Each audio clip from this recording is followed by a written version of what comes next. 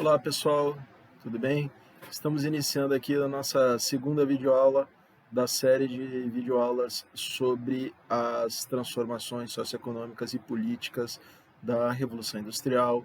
Lembrando que nós ainda estamos na sequência didática das revoluções inglesas à Revolução Industrial, certo? E nessa semana nós vamos tratar especificamente, como diz o título, né, das transformações, das consequências, né, socioeconômicas e políticas da Revolução Industrial.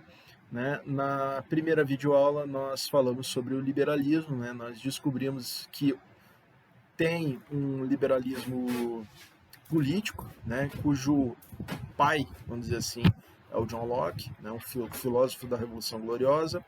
Nós vimos que também tem o liberalismo econômico, né, que tem em Adam Smith, né, a sua figura original, né, vamos dizer assim, o pensador original do liberalismo econômico inglês. Né.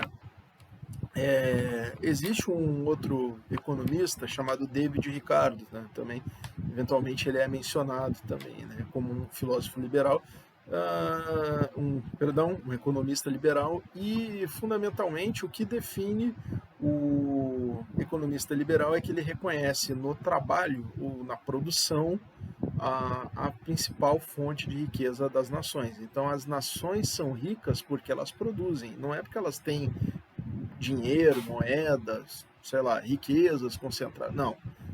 A riqueza de uma nação vem da produção, né, do trabalho, ok? Do volume do trabalho produzido, ok? Então, isso nós vimos na primeira videoaula. E nesta videoaula nós vamos falar sobre ludismo e cartismo, ok? Bom, sobre esses dois temas, tá, é interessante a gente partir primeiro das consequências socioeconômicas da Revolução Industrial na Inglaterra, ok? E que na verdade tem a ver também com as consequências dos cercamentos, tá? Então vamos tentar recapitular o que a gente já falou para a gente entender o quadro criado, né? O quadro que viabilizou o ludismo e o cartismo, e aí vocês vão entender, tá?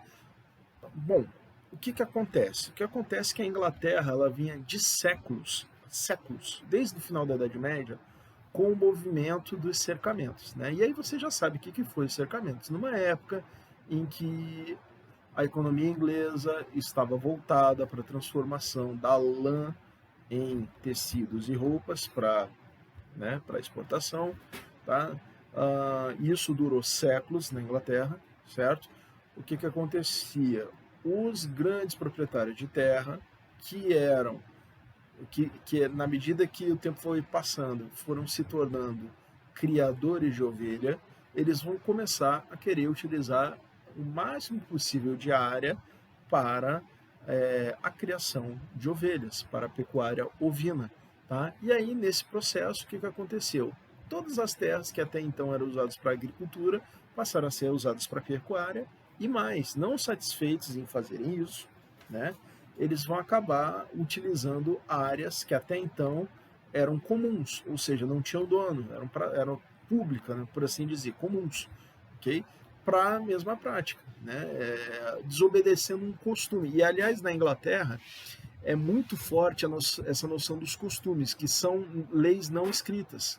São leis baseadas nos costumes das pessoas, são princípios de convivência baseados nos costumes. E isso valia, por exemplo, para terras dos antigos feudos, que serviam como locais de caçada, local de extração mineral, né, ou vegetal, né, enfim, né, e que contribuíam com a economia das comunidades do interior rural inglês, certo? E, então, na medida que os cercamentos foi avançando, ele acabou provocando o êxodo rural, porque as pessoas não tinham mais como viver no interior, então elas emigraram, né? Ou seja, elas foram do campo para as cidades. E aí o que vai acontecer na Inglaterra?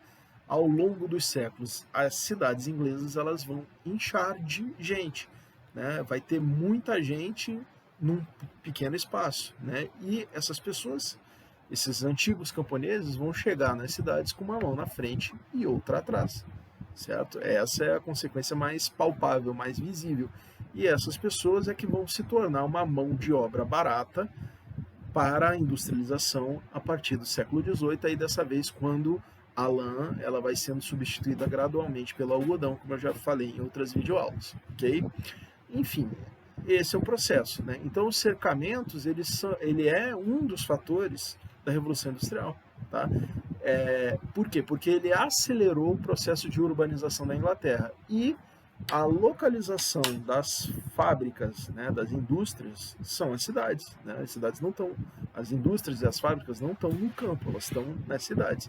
Então, isso vai favorecer os empresários burgueses, capitalistas, por quê? Porque eles vão encontrar uma mão de obra barata, e mão de obra barata representa custo menor de produção, maior lucratividade, ok? Então, é esse o fenômeno que está acontecendo, ok?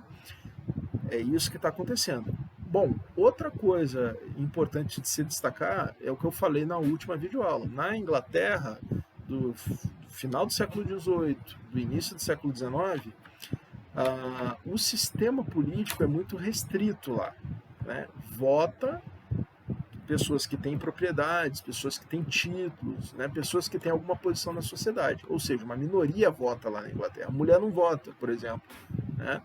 Empregado doméstico não vota, tipo mordomo, né? A empregada, a mulher que cuida, não vota, certo?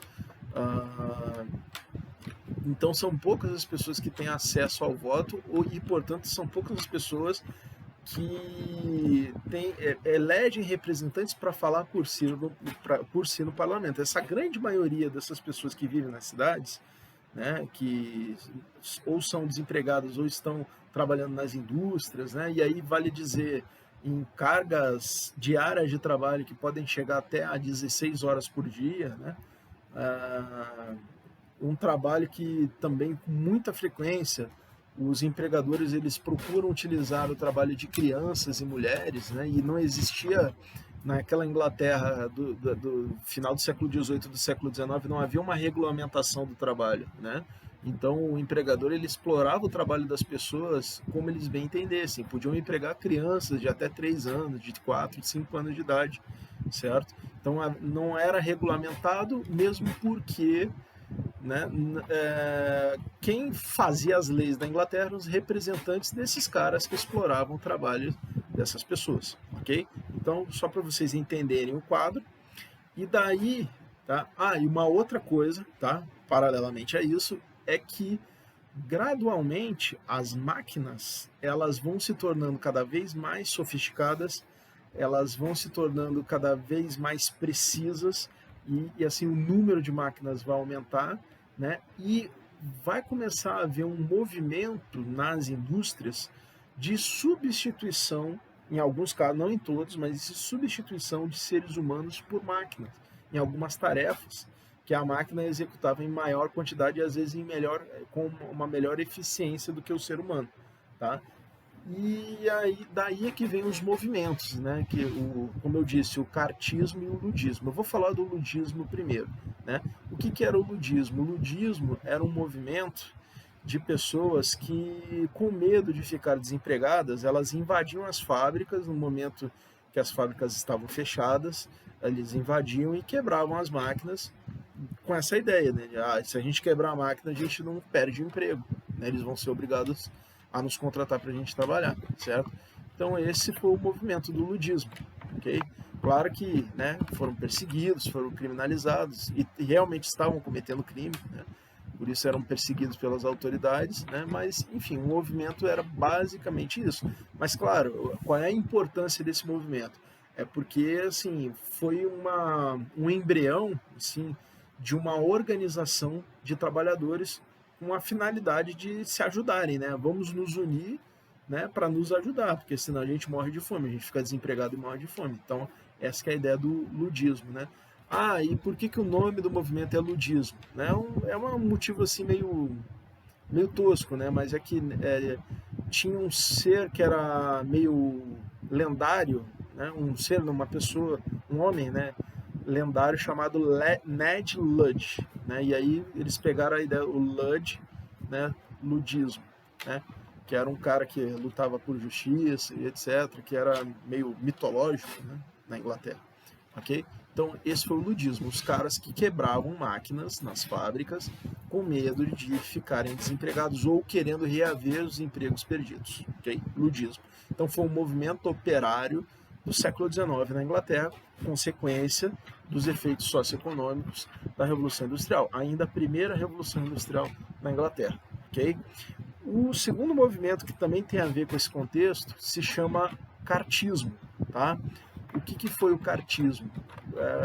O cartismo é um movimento bem interessante. Esse movimento, o cartismo é um movimento de pessoas que começaram a se organizar em toda a Inglaterra para pressionar o parlamento a conceder o direito ao voto a um maior número de pessoas, né? Chegou-se a um ponto deles defenderem o sufrágio universal masculino, okay? Que é o direito de voto de todos os homens. Então eles vão começar a se organizar por toda a Inglaterra para pressionar as autoridades do parlamento a conceder o direito ao voto, porque havia várias restrições de direito ao voto e eles queriam acabar com essas restrições, certo?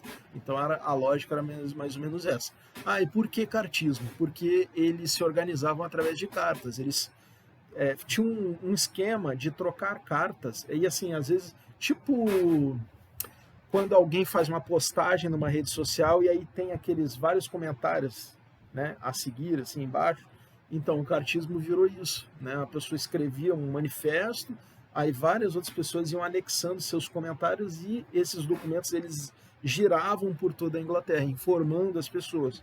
Mesmo porque não era fácil encontrar naquela época um jornal que expressasse esse tipo de opinião, porque os jornais eram, né, tinham como donos pessoas da burguesia que não queriam, né, que esse tipo de... nem sempre, né, queriam que esse tipo de campanha prosperasse, certo? Então eles faziam isso por cartas, ok? E embora eles tenham sido originalmente derrotados, né, como foram perseguidos, alguns foram presos e etc, etc, acaba que a longo prazo, como nós sabemos que hoje em dia na Inglaterra há um sufrágio universal, então a gente pode concluir que, mesmo tendo sido derrotado, a longo prazo o movimento cartista vai alcançar esse objetivo, que é o objetivo de, se não o sufrágio universal, pelo menos estender o direito ao voto ao maior número de pessoas possível, né, ou imaginado naquela época, ok? Então, acho que eu vou começar a encerrar por aqui. Ludismo e cartismo, né? Esses dois movimentos populares urbanos, tá? Do século XIX na Inglaterra, tá? Que, assim, foram movimentos conduzidos por pessoas que não eram das elites, certo? Não eram burgueses, não eram nobres, não era gente do clero, que eram pessoas que na Inglaterra estavam habituadas a se manifestar até então, né? Por exemplo, na Inglaterra do século XVII, quando teve o movimento dos Leverers e dos Diggers, né, eles foram reprimidos violentamente pela ditadura lá do Oliver Cromwell, né? Então, nessa Inglaterra do século XIX, esses dois movimentos também foram reprimidos, também foram derrotados, mas com a diferença de que a longo prazo vai surgir na Inglaterra um movimento operário organizado que vai começar a lutar, entre outras coisas, pela diminuição da jornada de trabalho, né, pela regulamentação do trabalho, né, pela proibição do trabalho infantil, né? Então, né, o ludismo ele foi derrotado, mas a longo prazo, né, a classe operária inglesa ela vai começar a se organizar para buscar objetivos mais eficazes, né? No sentido de favorecer, tá, a camada operária da população, os trabalhadores industriais, ok? E, por sua vez, o cartismo ele também tem um efeito prático a longo prazo, ok? E, assim, vou encerrar por aqui para o vídeo ficar curto, ok? Então, eu vou gravar pelo menos mais uma videoaula em que eu vou eu vou aprofundar um pouco mais essa questão dos conflitos dos operários industriais com a burguesia industrial, tá? Então eu vou dar uma enfatizada em alguns pontos que são importantes, ok? Vou encerrando por aqui e até o próximo vídeo. Tchau.